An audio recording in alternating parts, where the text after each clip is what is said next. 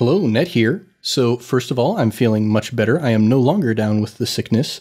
But kind of as recompense for the schedule being all messed up, I do want to just record this quick bonus episode sharing some of the things that I've learned over the course of Improv Tabletop about GMing improv-heavy campaigns, as a hope that I might be able to share some of my understanding with other GMs who want to get into running their own improv-heavy campaigns. So first, I'm going to play for you a clip from a recent episode of the obligatory talkback in which I talk about kind of the balance between how much stuff do I prepare beforehand versus how much do we improvise in the moment. And then after that, I'll share just a few more thoughts to kind of hopefully wrap everything up in a nice little bow. So first, here is that clip from the obligatory talkback. Enjoy. Just to talk about like my process, I want to dig more into the question of like how much is planned versus how much is improvised.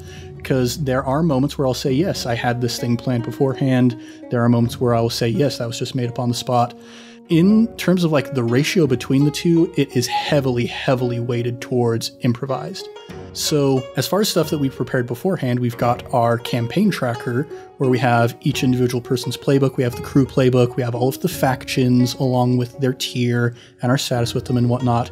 And that is public knowledge for myself and all the players, and I reference it a lot.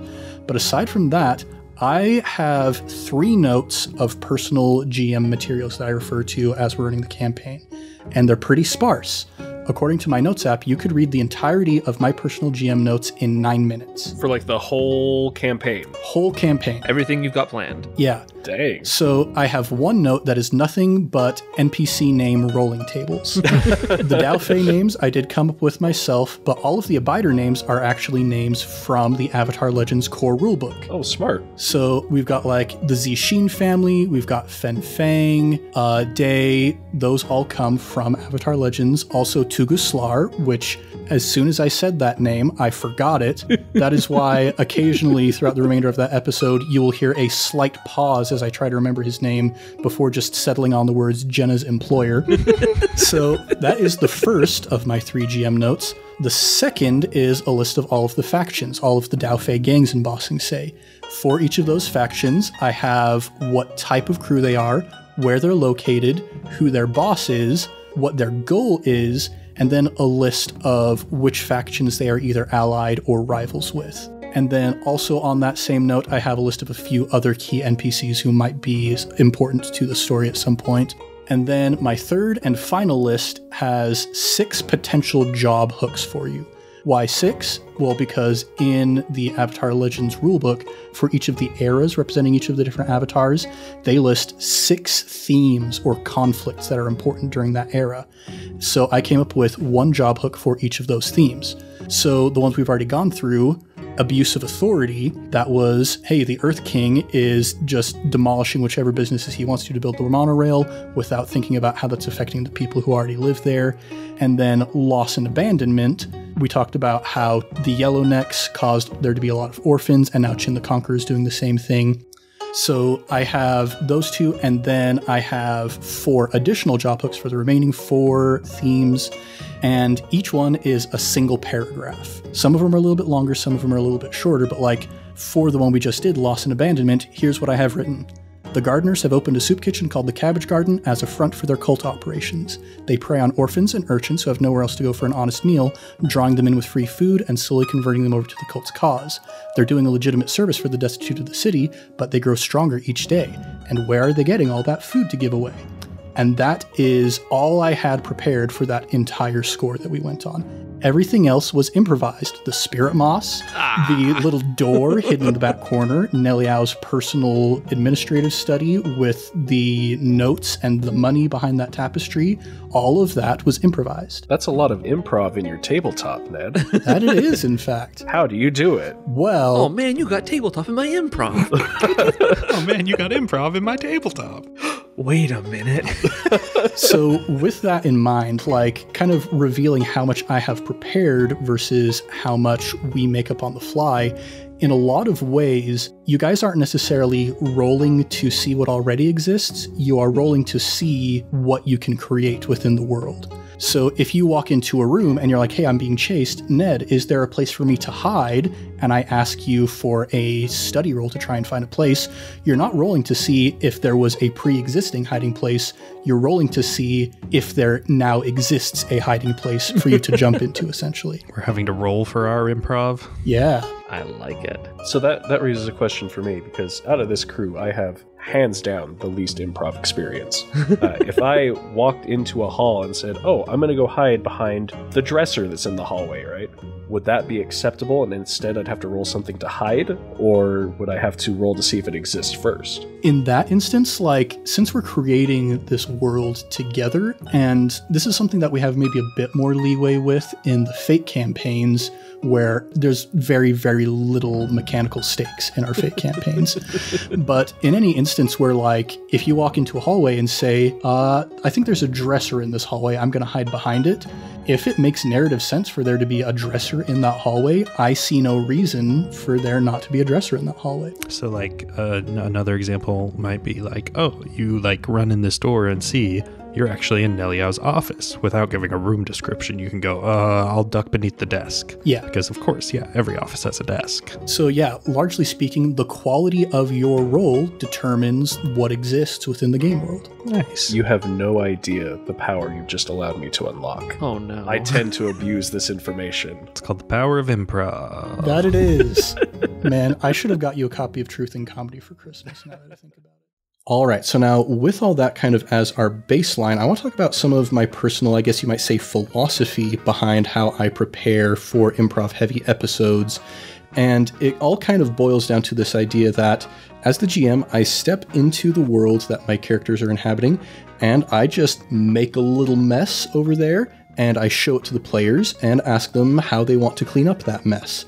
So I take a couple NPCs and throw them around. I take a couple, factions, various, everybody has their motivations. We want it to be a living, active world that responds to what the players are doing. So I sprinkle in some of that stuff, and then the players step into the room and they're like, ooh, that NPC, I wasn't hoping to see them anytime soon. That's going to be a little tricky. Oh wait, that other NPC is also here. Those two NPCs aren't supposed to be next to each other. That's going to be bad. So the idea of making a mess is kind of the thing that has made the most sense in my brain. But essentially, you're setting up a potential scenario for the players based on, what is going on in the world, how the world is responding to what those players are doing. And then, without any kind of preconceived notions about how the characters are going to clean up that mess, you just let them have at it.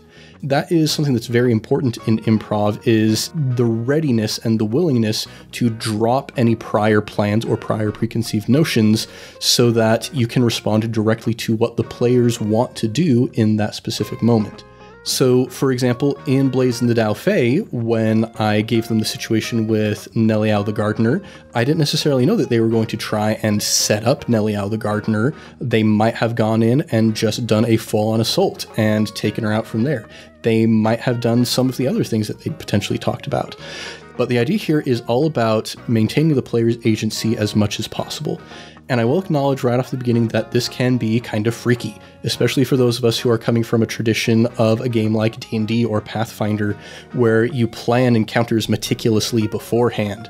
And I think of like this iconic moment in Critical Role Campaign 1, where, one of the characters is going ahead from the rest of the party and sees this monster, kills it in one hit, and there's kind of that iconic image of Matt Mercer pulling up a piece of paper from behind his DM screen and tearing it in half in front of his players to show them that they just completely ruined this plan that he had. He'd put so much effort into preparing this NPC, and it all went completely out the window. And, that can be a fun moment. And as GMs in those kinds of situations, it can be very difficult to have to throw away all that stuff you prepared. If your players decide that they don't want to go to this town, they want to go to this other town. But the more you play and the more you start to just focus on letting your players do what they want to, the more okay you will be with the idea of throwing away something that you had planned beforehand. But also, if you don't plan anything beforehand, you don't have to run into that terrible moment where you have to tear apart your NPC's information in front of your players. And so that's kind of another thing, is this is much easier to do in a narrative-heavy RPG system rather than a more mechanically heavy system. In D&D, yes, you can improvise on the fly. You can pull up, Kobold Fight Club online, and that can generate an encounter for you with all of the monsters that they need to fight and whatnot. But it's much, much easier to do this in a system like Avatar Legends or Blades in the Dark, powered by the Apocalypse, Forged in the Dark. They are very narrative-heavy. They put the narrative first, and all the mechanics kind of follow after that, which makes it very ideal for this kind of game. In fact, when we were going into our very first Avatar Legends games, the library heist was kind of a case study for me, you might say, because I had this idea in my brain of this idea of making a mess and then just seeing how the players solve it. And so I prepared kind of the beginning of that situation, no idea how they were going to make it through. And I was like, okay, if this works out, then I think we have a viable framework for doing a full campaign. And turns out it was a viable framework. And I had to do very, very little preparation for that campaign. And I've had to do even less preparation for Blades in the Dark. And so that is kind of the Ned Wilcock certified method of running improv-heavy campaigns. Make a mess, and then just give it to your players and let them solve it however they want to, and you respond in the moment. And yes, it does take practice. I have a lot of practice with improv over my, semesters of studying in college and my years of running games for my friends.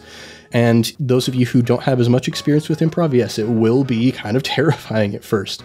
But just the more you practice it, the more you, do fail a little bit. That's, part of the thing with failing when you attempt a new art form. I kind of have this belief that when we encounter a new art form, we start it with a lot of bad art inside of us, and you just got to get the bad art out as quickly as you can so that you can start getting to the good art. The more experience you have with improv, the more mistakes you make along the way, the more comfortable you will become with improvising. And it definitely also helps if you have an established group of people that you're very comfortable with.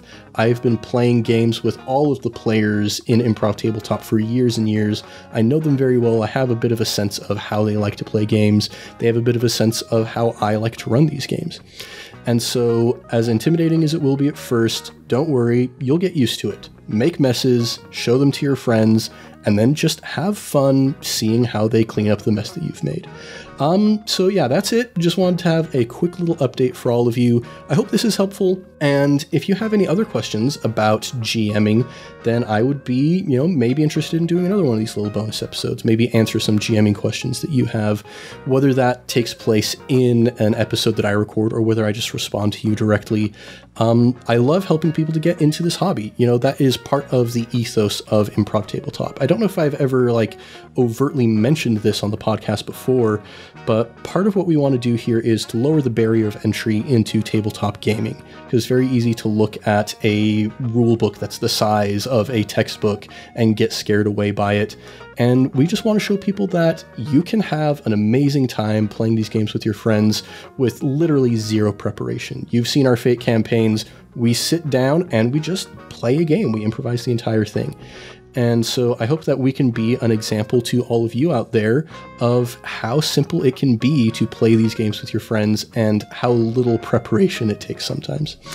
I think that's going to do it for us here at Improv Tabletop. But until next time, much love and stuff, everybody. I'll catch you later.